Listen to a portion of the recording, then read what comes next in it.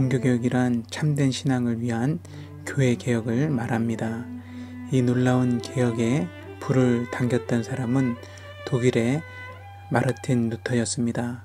루터는 1483년 독일 아이슬레벤에서 광부였던 아버지 한스 루터와 마가레타 민데만 사이에서 태어났습니다.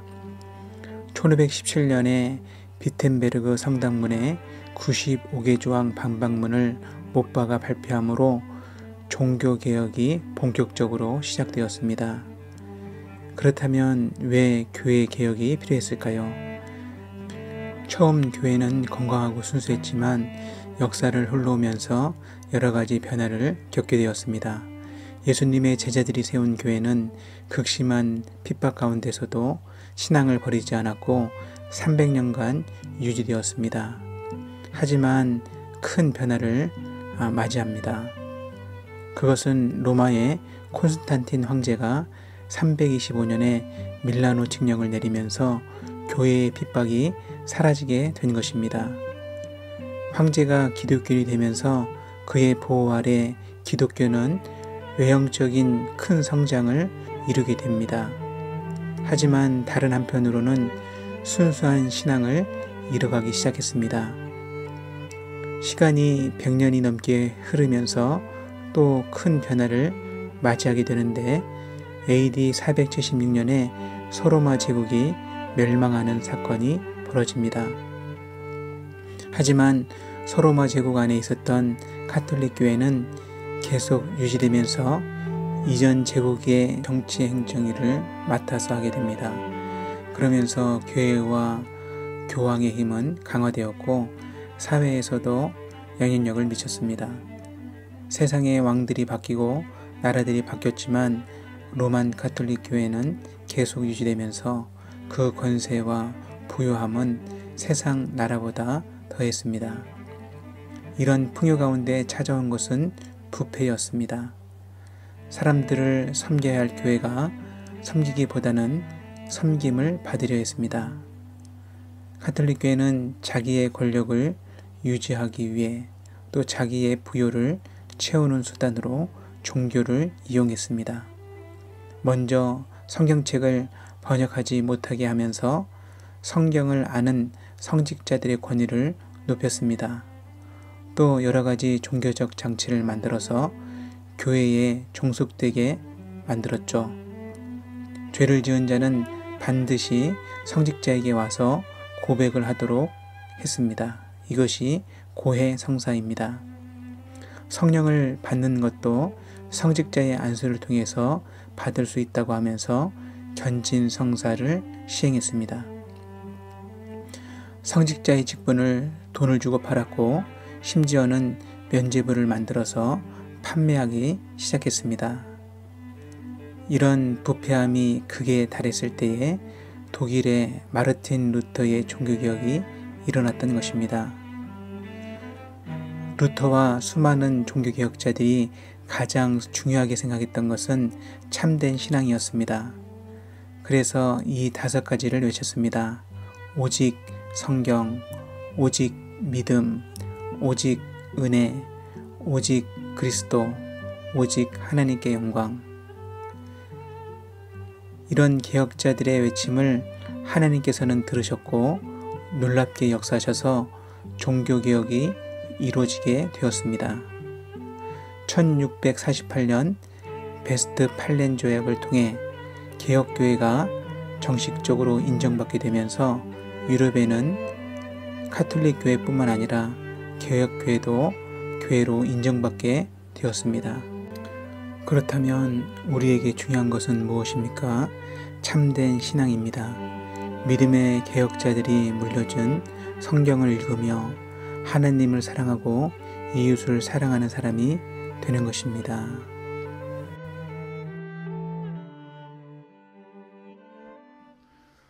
우리 종교개혁자들이 외쳤던 5가지 솔라가 있었는데 기억나는 사람 있어요? 우리 친구들? 하오미, 오직 성경, 오직 은혜, 또 오직 그리스도, 오직 하나님께 영광. 오직 믿음. 우리 친구들, 예, 우리 친구들 역시 개혁교회의 자녀들입니다. 축복합니다. 여러분, 이스라엘 백성들에게도 최초의 종교개혁 같은 사건이 있었습니다. 그 사건이 우리가 묵상했던 출애굽기 말씀에 나와요.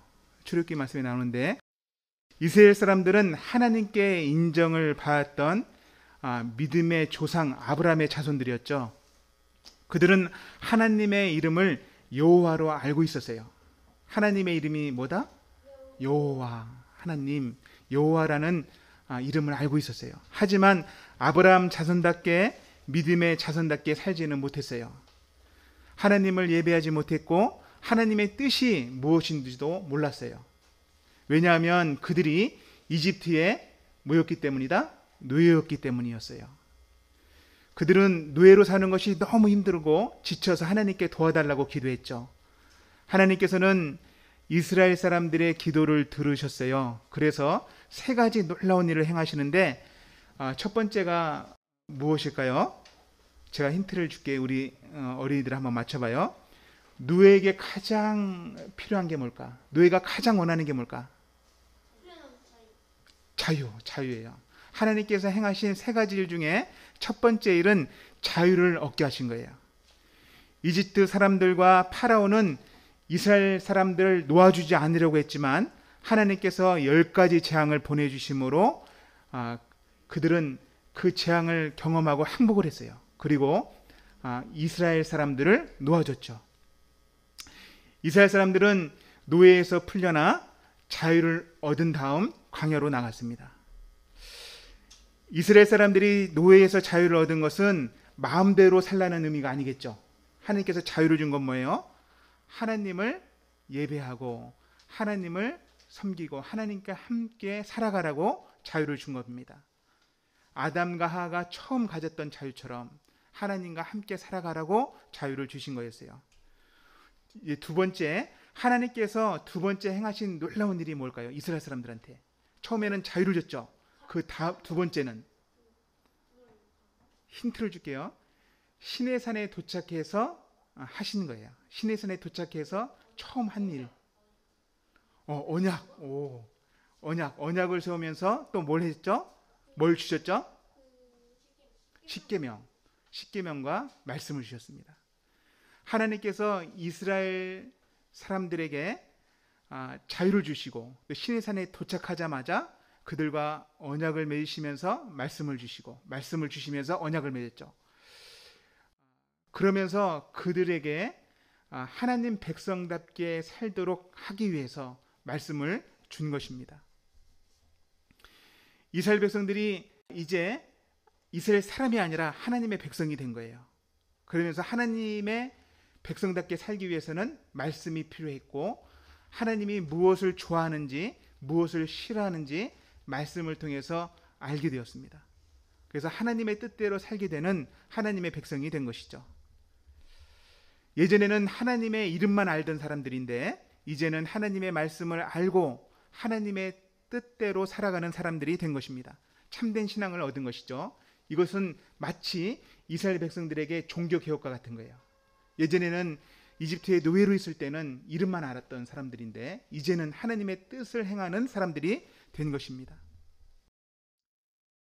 이제 그들에게 하나님께서 세 번째 놀라운 일을 행하시는데 그것이 뭔지 아는 사람 있어요? 오늘 본문 말씀에 해당이 됩니다. 힌트를 주면 뭘 만들게 하신 거예요. 성막을 만들게 하신 거예요. 그렇다면 성막을 세운 이유, 성막을 만들려고 한 이유가 뭘까요? 이것은 오늘 본문 말씀에 나와 있는데 오늘 본문 말씀 17절 말씀을 같이 한번 읽어보겠습니다. 둘째 해 첫째 달 곧 그 달 초하루에 성막을 세우니라. 아멘. 하나님께서는 이스라엘 백성에게 유월절을 지키고 이집트를 나온 그 달을 첫째 해 첫째 달로 하라고 명령하셨어요. 이스라엘 백성들이 유월절을 지키고 이집트를 탈출한 날이 첫 번째 연도 첫 번째 달이다. 그리고 광야를 걸어서 3개월 만에 어디에 도착했을까요? 가나안 땅. 너무 많이 갔는데 시내산에 도착했어요. 3개월 만에. 3개월 만에 시내산에 도착했다고 성경은 기록되어 있습니다. 이어서 시내산에 도착했을 때 모세는 하나님과 백성들을 언약 맺게 하기 위해서 어디에 올라갈까요? 시내산 꼭대기에 올라가서 하나님을 2번이나 대면합니다. 근데 성경을 자세히 보면 여러 번 왔다 갔다 하는데 성경 말씀에 보면 40일 금식을 40일 동안 2번 하나님 앞에 대면했다라고 하니까 적어도 80일, 거의 3개월 정도를 모세는 하나님 앞에 나가 있는 거예요. 그러면 지금 시간이 얼마큼 지나갔어요? 처음에 3개월 걸렸고 모세가 80일 동안 시내산 올라갔으니까 얼마큼 지나간 거예요? 대략 6개월. 대략 6개월이 지나간 거예요. 모세가 내려와서 그때부터 성막을 짓게 합니다. 성막을 짓기 시작하는 거예요. 그러니 성막을 만드는 시간은 대략 얼마 걸렸다 말할 수 있습니까?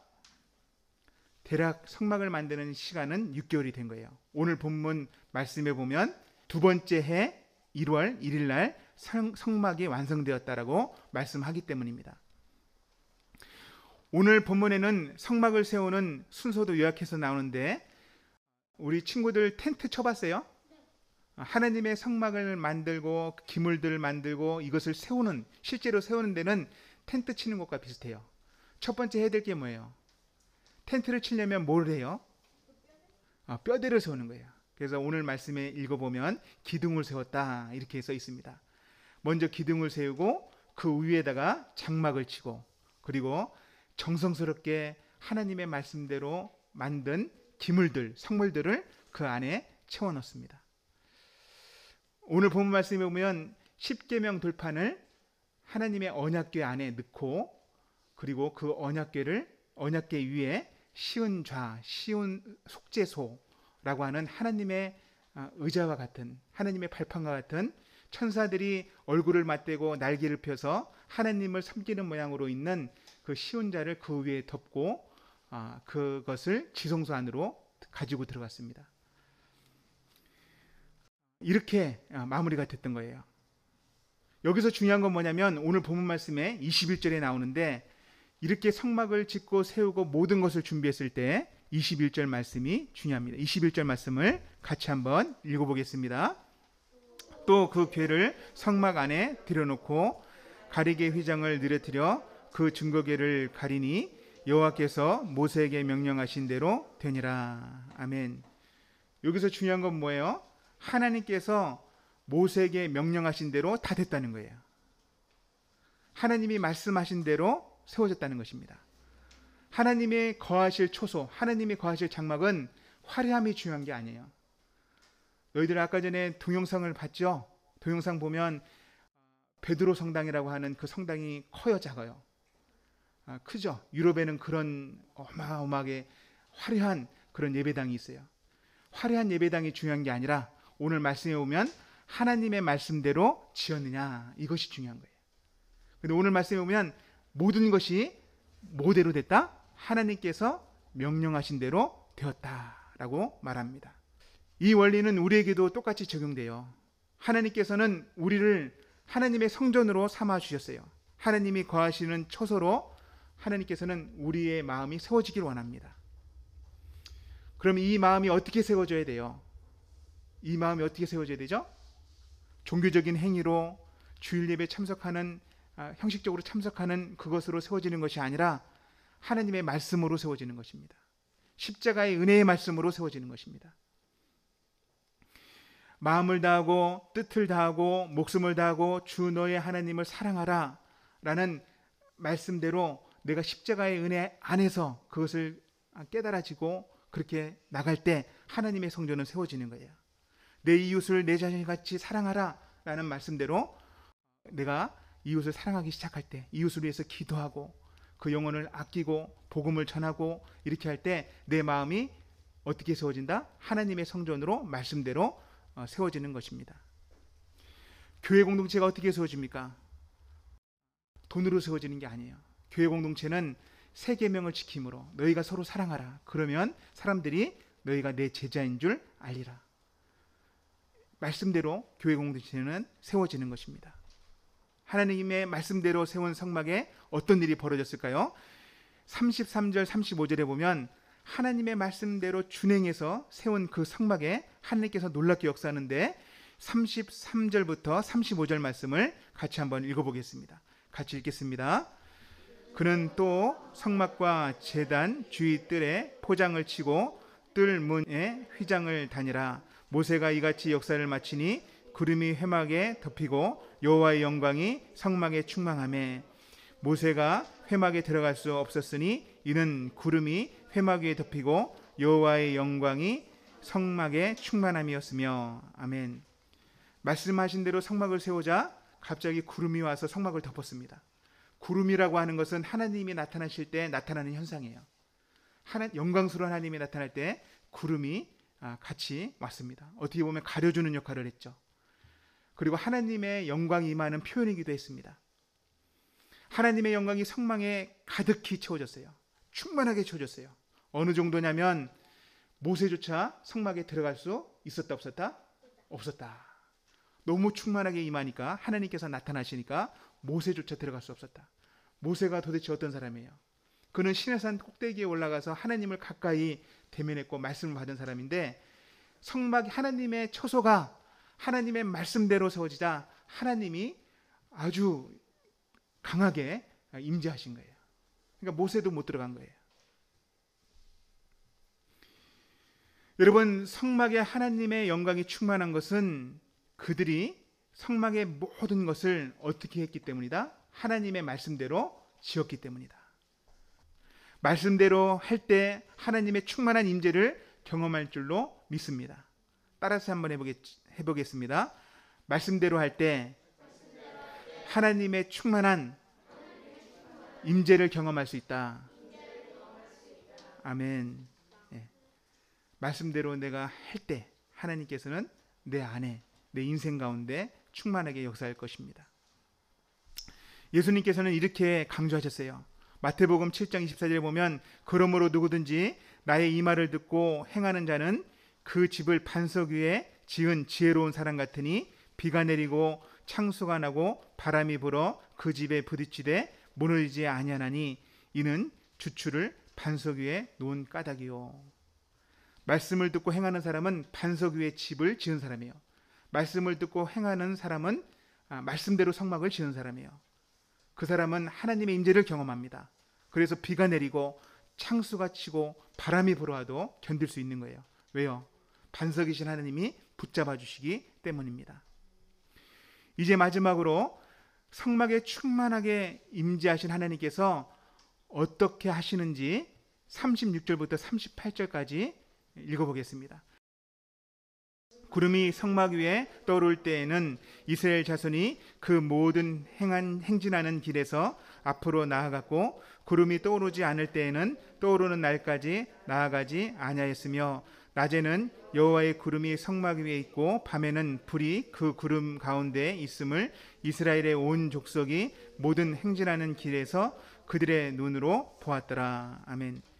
성막에 충만하게 나타나신 하나님께서 백성들 가운데 있었다라고 말씀합니다. 그리고 백성들과 동행했다라고 말씀하죠. 낮에는 구름으로, 밤에는 구름 가운데 불로 나타나셨다. 하나님이 같이 가는 거예요. 이스라엘 백성들 가운데 계시고 같이 움직이는 거예요.